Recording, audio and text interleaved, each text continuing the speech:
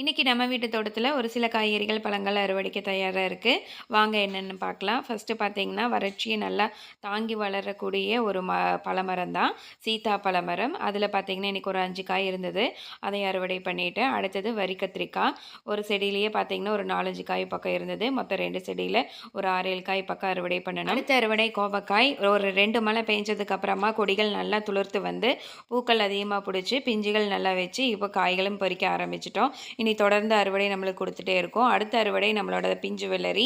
இந்த பிஞ்சு வெள்ளரி பார்த்தீங்கன்னா ஒரு நாள் விட்டு ஒரு நாள் நம்மளுக்கு தொடர்ந்து கிடைச்சிக்கிட்டே இருக்குது. இன்றைக்குமே ஒரு 8 காய் பக்கம் அறுவடை பண்ணியிருக்கோம்.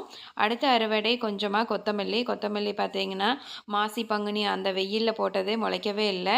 இப்போ பெஞ்ச மழைக்கு நல்லாவே முளைச்சி வந்து நம்ம வீட்டுக்கு தேவையான அளவுக்கு இப்போதைக்கு அறுவடை கொடுத்துக்கிட்டே இருக்குது. இன்றைக்கான அறுவடை இதாங்க. இந்த வீடியோ உங்களுக்கு பிடிச்சிருந்ததுன்னா மறக்காமல் வீட்டு தோட்டம் விலாக்ஸ் சேனலை சப்ஸ்கிரைப் பண்ணி சப்போர்ட் பண்ணுங்கள்.